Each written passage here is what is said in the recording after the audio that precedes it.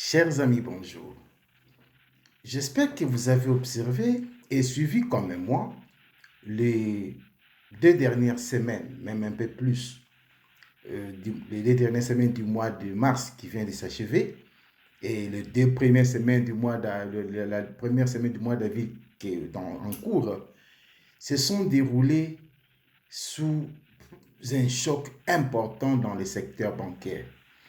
Si vous suivez quand même un peu l'actualité là où vous êtes, vous avez vite constaté que les dirigeants du bloc occidental, les États-Unis en tête et toute la suite, l'Europe, l'Australie, le Canada, eux-mêmes, les dirigeants des grandes institutions financières, connues comme le FMI, n'ont pas eu des nuits apaisées. Pour cause, il s'est déclenché à partir des États-Unis une crise de solvabilité qui a atteint des banques, provoquant la faillite de certaines banques importantes. Et dans la suite de la semaine qui a suivi, la crise a traversé les États-Unis d'Amérique pour atteindre l'Europe, avec des faillites aussi considérables de banques importantes comme le Crédit Suisse. Et c'était dans les milliers de quelques initiés et quelques personnes qui suivent l'actualité économique et financière du monde, qui s'intéressent à la question financière, ont observé que les dirigeants politiques, les dirigeants des grandes institutions n'ont pas eu sommeil et il fallait à tout prix sauver les banques. Des plans de dirigeants se sont mis en place au niveau des États-Unis. La Fed a déclenché vite un plan de sauvetage d'urgence des banques. Arrivé en Europe, je prends l'exemple de la Suisse avec le Crédit Suisse. Tout de suite, l'État s'est organisé pour garantir les dépôts des gens et récupérer un peu les actifs et faire racheter Crédit Suisse par son concurrent.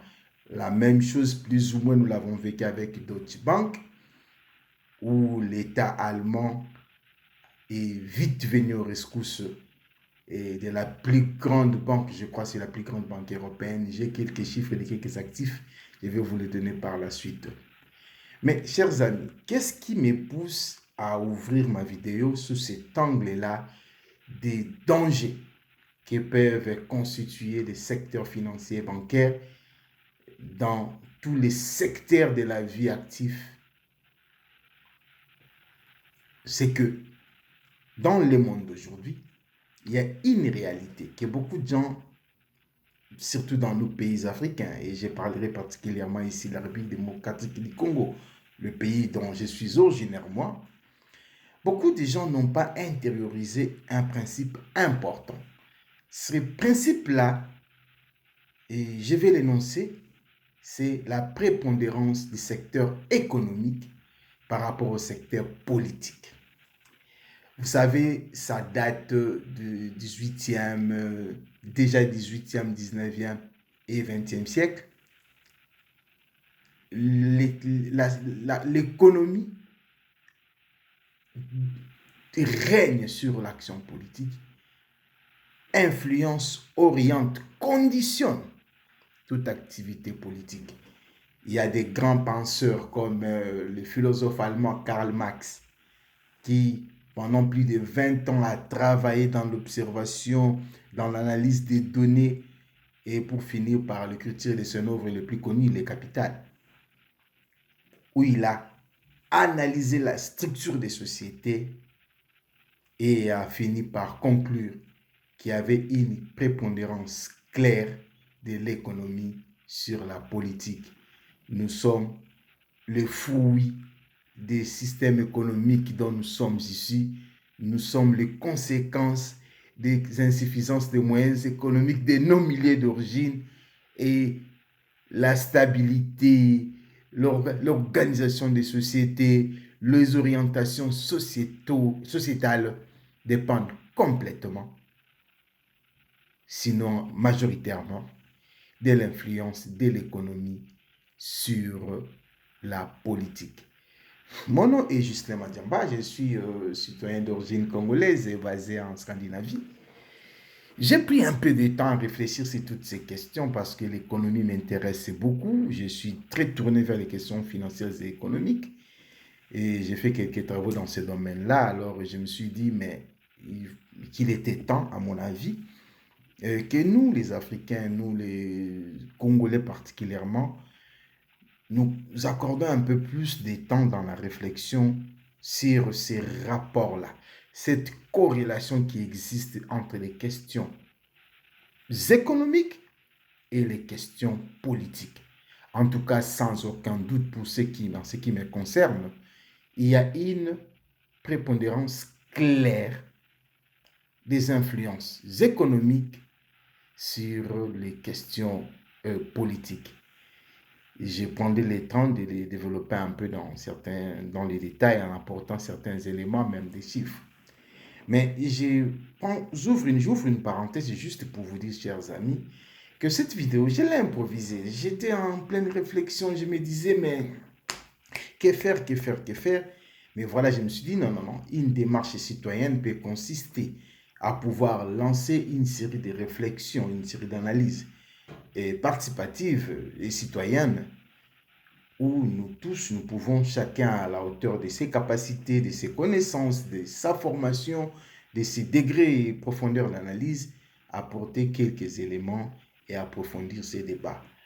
En tout cas, je m'engage pour ma part dans les mois, les semaines qui vont venir à vous fournir quelques vidéos qui parlent des questions liées à la production au Congo, qui soient liées aux questions liées au secteur macro-financier, cette petite structure macroéconomique qui existe chez nous, parce que malheureusement, disons-le, notre économie est encore dans un état embryonnaire, il balbutie encore. C'est une économie qui à peine trouve un peu ses structures de base, avec des chiffres qui sont, quand vous le comparez à d'autres pays, ça vous fait un peu rire.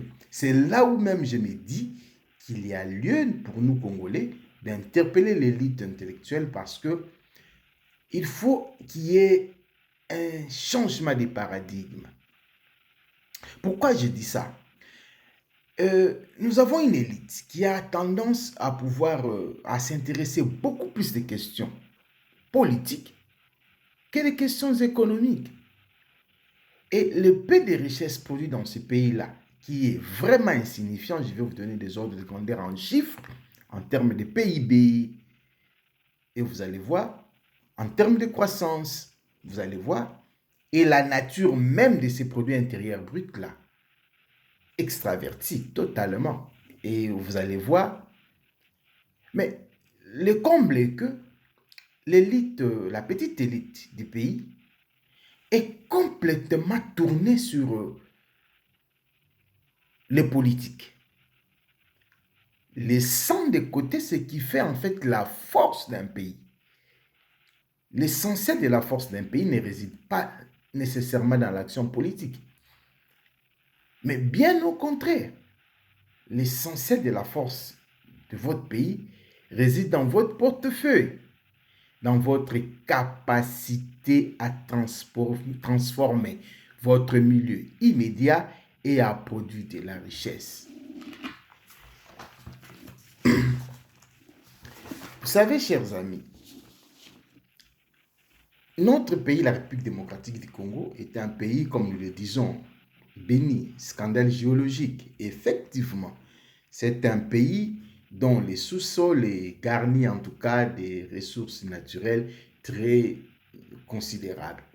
Mais avec une population plutôt jeune et nombreuse, parce que nous avons, aujourd'hui, nous comptons entre 90 et 100 millions d'habitants. Bon, ce sont des projections. Entre 90 et 100 millions d'habitants, et dont plus de la moitié encore à moins de 30 ans. Donc, nous avons un capital humain important et qui n'est pas mis en valeur. C'est juste une parenthèse. C'est un élément que je développerai en profondeur avec des chiffres et des aspects techniques qui suivront. J'étais juste sur le point de parler des ressources parce qu'il y a la ressource humaine et il y a les ressources naturelles. où vous avez tout ce que vous avez là en termes de pourcentage, le cuivre, le cobalt, l'étain, même les hydrocarbures qui ne sont pas suffisamment mis en valeur. Mais malheureusement, faute des capitaux et aussi lié à l'histoire de notre pays qui n'a jamais été renversée, ces quelques ressources naturelles sont exploitées et exportées de manière brute et brutale par des firmes nécessairement étrangères qui viennent avec des capitaux et qui tirent des sols nos ressources et puis les emportent sans pouvoir initier le moindre processus de mise en valeur dans les territoires. Et pourtant, l'économie moderne aujourd'hui, c'est une économie des services. Là où il y a de la valeur, c'est dans la transformation. Du coup, nous avons une petite économie sous le contrôle d'une petite élite qui n'a pas compris qu'au lieu de se focaliser sur ces petits gâteaux-là, une élite de nature prédatrice aussi, hein, disons-le, au lieu de se focaliser sur les petits gâteaux, qu'il fallait en fait faire un travail en profondeur pour agrandir la taille du gâteau. Les éléments de base sont là, sous notre sol. Ils sont là, c'est notre capital humain, ce sont ces ressources naturelles. Mais le travail qu'il fallait faire, que les autres ont en fait fait depuis 10 ans, 20 ans, 30 à 50 ans, parce que ce sont des choses qu'on met en place pendant très longtemps. Ce travail n'a réellement jamais été fait. Nous allons le démontrer et nous allons peut-être donner quelques recommandations avec le temps. Mais là où je parle du changement des paradigmes, parce que c'est l'objet en fait de cette vidéo d'introduction sur l'ensemble de la vision qui nous oriente, c'est ça, la façon dont nous voyons, concevons le monde, et cette façon-là comme implication, nos prises de décision, nos orientations vers l'avenir. C'est ces paradigmes de base qui doivent changer. Nous partons généralement des mauvaises prémices. Et quand les prémices sont mauvaises, toutes les résolutions qui s'ensuivent ne seront pas bonnes. Je veux que nous travaillions ensemble. Je ferai appel ici à des gens qui sont dans les secteurs financiers, des économistes et des formations, ceux qui sont dans les trading, dans le monde moderne, moi-même je suis dans les trading aussi, de venir apporter leur soutien pour démontrer à cette élite aujourd'hui que, au lieu que tout le monde soit député provincial, tout le monde court vers l'action politique, le champ économique est abandonné et l'influence de l'élite est celle d'aller prendre place autour de ces petits gâteaux. C'est tout petit gâteau parce que notre économie, franchement, nos chiffres, je vais vous donner quelques chiffres pour vous permettre d'avoir quelques éléments d'ordre de grandeur. Par exemple, le PIB de la République démocratique du Congo en 2021, c'est autour de 50 milliards. Les produits intérieurs bruts, toute la richesse produite dans notre pays. En 2021, c'est autour de 50 milliards. Pour vous donner des éléments de comparaison, un pays comme l'Afrique du Sud, quand j'ai vérifié les chiffres de 2021, c'était autour de 300 milliards. Je ne parle pas du budget, je vous parle du produit intérieur brut. Et dans les vidéos qui vont suivre, nous allons traverser toutes ces questions-là, aller dans les détails, parce qu'il faut qu'on en parle aussi. Qu'est-ce qui constitue notre PIB à nous, qui est essentiellement construit par les résultats des secteurs miniers. Et ces secteurs miniers-là, en soi, c'est un secteur qui est entre les mains des étrangers. Par conséquent, un PIB maigre, une assiette fiscale maigre, Donc, c'est une succession d'éléments de pauvreté, d'éléments qui manquent la qualité. Donc, s'il faut faire un switch des paradigmes, s'il faut changer les éléments, il faut commencer d'abord par changer la conception. Travailler en se focalisant davantage sur l'économie, question de la rendre plus dynamique, avec des bonnes orientations pour pouvoir agrandir ces produits intérieurs bruts-là. Il y a des recommandations simples qui sont faites et qui sont d'ailleurs dans le programme en République démocratique du Congo. Parce que le problème chez nous, des fois, c'est l'application des programmes. Les programmes existent. Que faire pour redynamiser cette économie? Pas redynamiser, pour donner de la dynamique à cette économie-là. La constitution des infrastructures, routes, ponts, chemins de fer.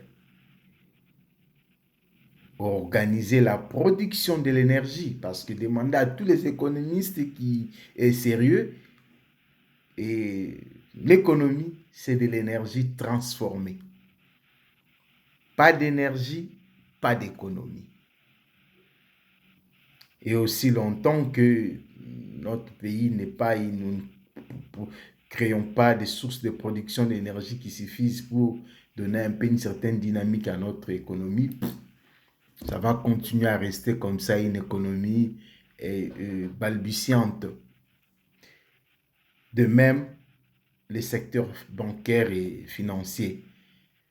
C'est-à-dire que la macroéconomie, son cœur, c'est la finance. Et les secteurs financiers au Congo, c'est zéro.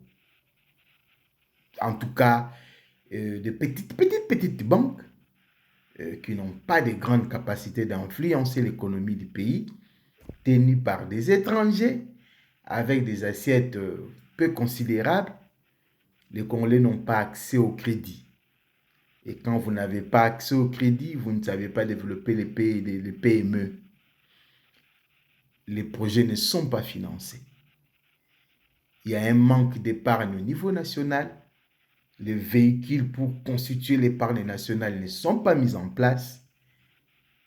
Et notre économie est encore dans un état, comme j'ai dit tantôt, embryonnaire.